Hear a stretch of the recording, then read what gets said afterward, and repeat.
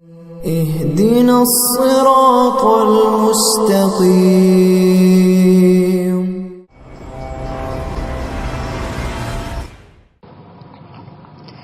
اذان اور اقامت میں اشہد ان محمد رسول اللہ پر صلی اللہ علیہ وسلم کا پڑھنا کیسا ہے؟ کون جو اذان دے رہا وہ نہیں پڑھے گا؟ وہ تو جیسا آپ سنتے ہیں اشہد ان محمد رسول اللہ، جواب دینے والے حدیث شریف میں ہے کہ جیسا مؤذن کہے وہی کلمہ تم بھی کہو. ہم کہیں گے اشہد ان محمد رسول اللہ تو درود شریف پڑھنا ضروری نہیں ہے، ثابت بھی نہیں ہے، لیکن کوئی پڑھ لے تو یہ قاعدہ کلیہ ہے. جب بھی نبی پاک صلی اللہ علیہ وسلم کا ذکر خیر آئے تو درود پڑھنا چاہیے. تو سننے والے جو جواب دیں گے وہ درود پڑھیں تو پڑھیں، اذان دینے والا درود نہیں پڑھے گا. وضو کے درمیان سلام کرنا اور باتیں کرنے کا کیا حکم ہے؟ وضو کرنے والا وضو کی دعائیں پڑھ رہا ہے یا نہیں پڑھ رہا؟ تو اگر وضو کی دعائیں نہیں پڑھ رہا ہے اس کو آپ سلام کریں تو کریں. دو آدمی بیٹھے بیٹھے گپ کر رہے ہیں تو برا کر رہے ہیں.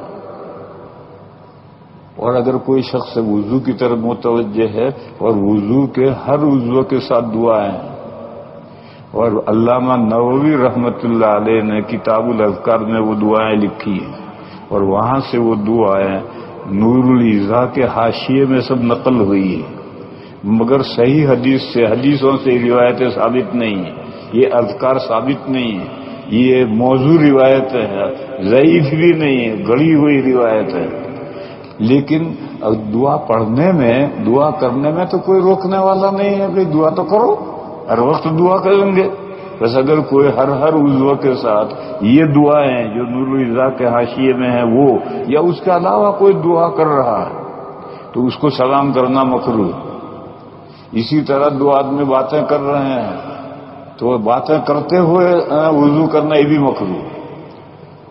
لیکن وضو ہو جائے تو یہ مسئلہ سمجھنا چاہیے کہ جو اسی طرح سے ہے، جو بڑا استنجا کر رہا ہے، پیشاب یا پاخانہ کر رہا ہے اور بدن ننگا ہے تو اس حالت میں سلام کرنا یا کلام کرنا بھی مکروہ. تو اسی طرح سے جو ذکر کرتے ہوئے وضو کر رہا ہے اس کو سلام کرنا مکروہ ہے. اور اگر وہ ذکر نہیں کر رہا ہے تو کرو، سلام بھی ایک ذکر ہے. اور باتیں کرتے کرتے وضو کرنا یہ مستقل مکروہ ہے، اس سے باتیں نہیں کرنی چاہیے، دنیا کی باتیں. اور اگر کوئی دنیا کی بات نہیں ہے، دین ہی کی کوئی بات ہے تو پھر کوئی کراہیت نہیں. قاعدہ آخرہ میں درود ابراہیم کے علاوہ کوئی اور درود پڑھ سکتے ہیں؟ پڑھ سکتے ہیں. جو درود ابراہیم ہے جو ہم پڑھتے ہیں اللہم صلی علی محمد اللہم بارک علی محمد، یہ درود ابراہیمی ہے. اس کے علاوہ 35 درود روایتوں میں آئے ہیں. بس وہ جو 35 درود دوسری روایتوں میں آئے ہیں وہ بھی آپ پڑھ سکتے ہیں.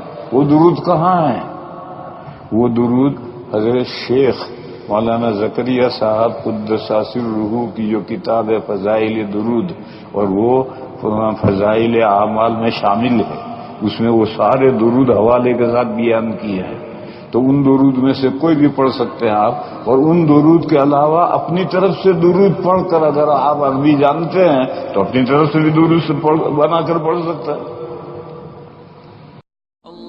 ویڈیو کے نیچے سبسکرائب کے بٹن پہ کلک کریں، بیل کے آئیکن پہ کلک کیجئے تاکہ ہر نئی ویڈیو کی نوٹیفیکیشن آپ کو مل جائے.